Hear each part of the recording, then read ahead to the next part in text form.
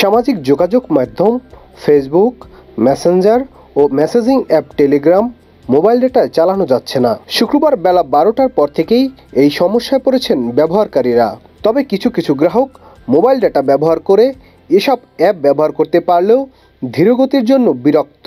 কোটা সংস্কার আন্দোলন ঘিরে সহিংসতার মধ্যে এর আগে গত মাসেও সামাজিক যোগাযোগ মাধ্যম নিয়ে এমন অবস্থা হয়েছিল। এবার দ্বিতীয় দফায় বন্ধ হলো এই মাধ্যমগুলো। সংশ্লিষ্টরা জানিয়েছেন, মোবাইল নেটওয়ার্কে মেটার প্ল্যাটফর্মগুলোর ক্যাশ বন্ধ করা হয়, তবে সব গ্রাহকের ক্ষেত্রে বন্ধ করতে সময় লাগে। কোটা সংস্কার আন্দোলনকে কেন্দ্র করে সহিংসতা শুরু হলে গত 17 জুলাই রাত থেকে মেটার platform Facebook, Messenger, WhatsApp, Instagram বন্ধ ছিল। পরে গত 31 জুলাই বেলা 2টার পর থেকে তা চালু হয়। Nadim Hasan, Channel I. 6000 mAh battery, one and only Power Master, Next G N73.